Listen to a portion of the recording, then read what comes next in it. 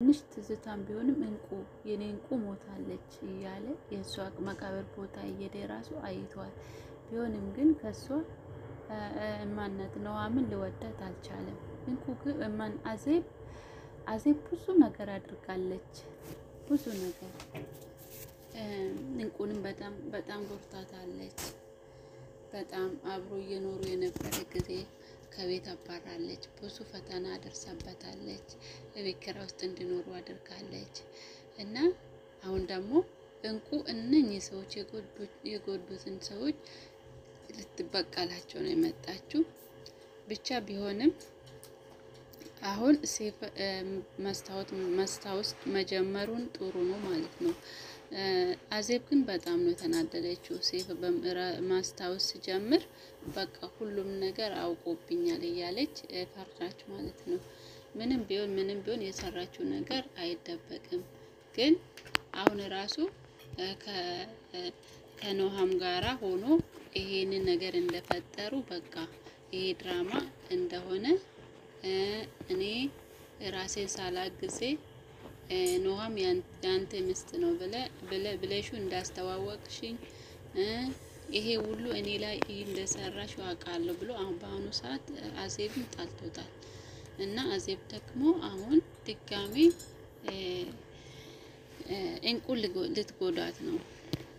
ልትጎዳት ነው ማለት ነው። እቺ ልጅ የድሮ የተቀረጸ ቪዲዮ አለና እሱ አሁን ለሴፍ ባሳየው ሴፍ ይሄንን ቪዲዮ አይቶ ይጣላታል፣ ከነጭራሹ ይጣላታል ብሎ ከእንትኑ ጋራ ከስምረት ጋራ ተነጋግሯል ማለት ነው። ይሄ ነገርም ያደረጉ ከስምረት ጋራ መጀመሪያ እቅድ ያወጡ ከስምረት ጋራ ነው። ከኑሃም ጋራም ያስተዋወቀችው አዜብ አልተሳካላትም። ምንም ብታስመስልም ምንም በዚህም ብትልም አልተሳካላትም። ኑሃም ግን ጥሩ ልጅ ናት። በቃ እውነቷን ስታውቅ እንቁ በህይወት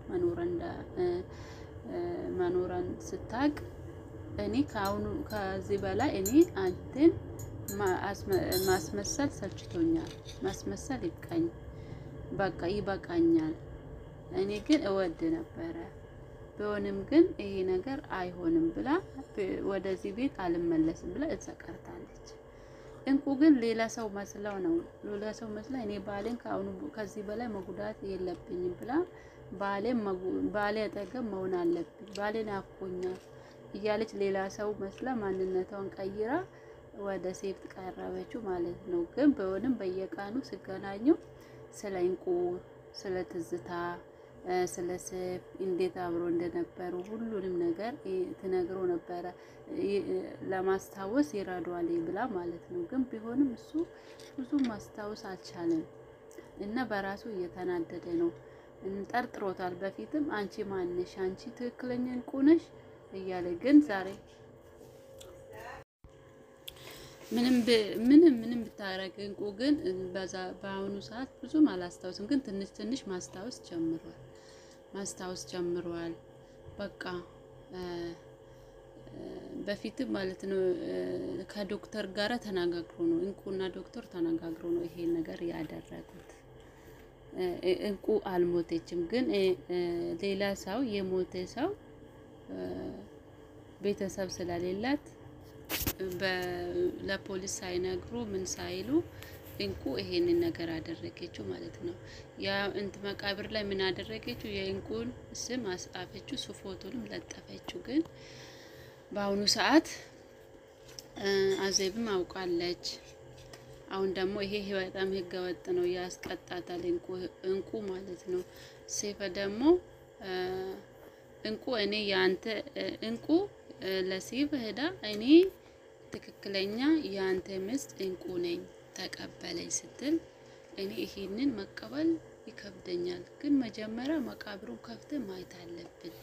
እኔ ላምንሽ አልችልም ማለት ትውስታም እንዲመልስለት ብዙ ነገር እያደረገች ነው። እና ይሄ ደግሞ ህገወጥ እንደሆነ ቀስ ብለን ለፖሊስ ሳንነግር ቀስ ብለን እናደርጋለን ብላ ተስማምታለች ማለት ነው እኮ። መቃብር ከፍቶ በቃ ያ መቃብር ውስጥ ሌላ ሰው ሲሆን ሲከፈት ሌላ ሰው ሲሆን ያ ጊዜ ተስፋውን እንትን ይላል ማለት ነው። እንቁን በሙሉ ይቀበላታል ሴፋ ማለት ነው። ትውስታ መመለስለታል። አሁን ወደ አእምሮ ሕክምና ወስደዋለች። በቃ አሁን ባሏ አጠገብ ሆኗለች። ድሮም ተከራይቶ የነበሩበት ቤት ወስደዋለች። መስከረም ደግሞ ማለት ስምረት ደግሞ እነሱን እንድትከታተል ያደረገችው አዜብ ማለት ነው። የት እንደሚሄዱ ምን እንደሚያደርጉት እንደዛ ያደረገች ነው አዜብ። ምንም ቢሆን ግን አዜብ አታሸንፍም። እንቁ ግን ታሸንፋለች። ምክንያቱም ተወርቷለች። ባሉ ነው ደግሞ ባሉ ነው። ምንም ቢሆን ያስታውሳታል። በቃ ልጅም እንዳላቸው ሁሉ ነገር በቃ እንትን እንዲያስታውስ እያደረገች ነው እንቁ ማለት ነው። እና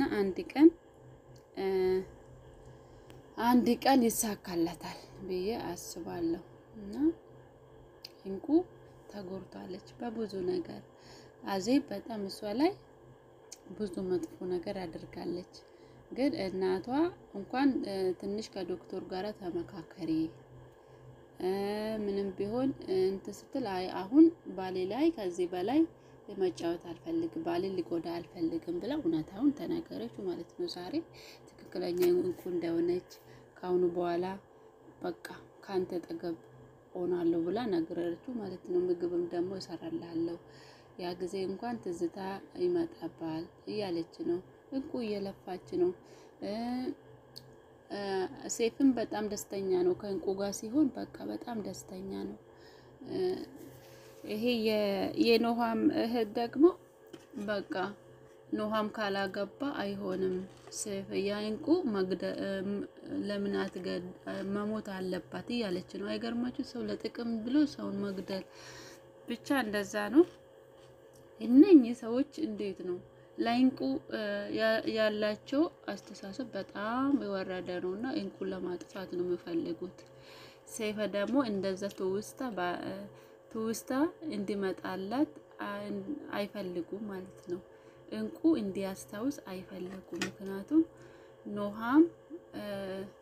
ኖሃም የሴፈ ሚስት እንድትሆን ነው የሚፈልጉት እና ይሄ አይሳካላቸው። ምክንያቱም ሴፈ እያስታወሰ ነው አሁን እያስታወሰ ነው። ሁሉንም ቀስ በቀስ ነው፣ በአንድ ቀን አይሆንም። እና የእንቁ እናትም ከዛ ቤት አባራለች። እንትና አዜብ አባረረችው ማለት ነው። አዜብ አባረረችው። በቃ እንቁ የእንቁ እናት እንደሆነች፣ እንቁ ደግሞ አልሞተችም ተመልሳ እንደመጣች ስታቅ በቃ አባረረችው እናቷን። በፊት የእንቁ እናት እዛ ቤት የተቀጠረችው ኢንፎርሜሽኑን ለእንቁን ለማምጣት ነበረ፣ ግን አሁን አወቀችው ማለት ነው። ኖሃም ግን ይሄ ሁሉ ምስጢር የእንቁ እናት ስትነግረው እንቁ በህይወት እንዳለች፣ ምስቱ እንደነበረች፣ እንደምትወደው፣ አሁን ደግሞ ተመልሳ እንደመጣች ስታቅ በቃ እኔ ከዚህ ውስጥ አልገባም፣ ይበቃኛል፣ ማስመሰሉ ይበቃኛል ብላ ቆርጣ ወጣች። ምርጥ ልጅ ናት። እውነት የምር አድነኳት እሷን። ልክ የእሷን ያልሆነ ነገር የኔ ነው ብላ ድርቅ አላለች። በቃ እሱ ያ ጊዜ አስመሰሉ። ይሄም ደግሞ እዚህ ውስጥ ያስገባችው አዜብ ናት። አዜብ እንቁ ስለምጠላ አሁን ደግሞ ኖሃምን ለመጥቀም ስለምፈልግ አስመሰለችውና እኔ ለአንተ ስል ነው ያ ጊዜ በመኪና አደጋ ስትጎዳ ጊዜ የግድ ሰው ያስፈልጋልና ይሄንን ለአንተ ምስት ትሆናለች ብዬ አመጣውል ብላ ነው ነገረችው። እንዴት እኔ ላይ ጭካኔ ትሰሪያለሽ? የኔ ያልሆነ ምስት እንዴ ነው ያንተ ምስት ነው ብለ ወደ እኔ አመጣሹ ብሎ ስጠይቃት እኔ ለአንተ ብዬ ነው አደረኩ አለችው። እና ይሄ ትክክል አይደለም። ሰው ልጅ ትውስታ እንኳን እንዲመለስለት የሆነ በሆነ ነገር ነው እንጂ በሌላ ነገር ማምጣት የነበረበት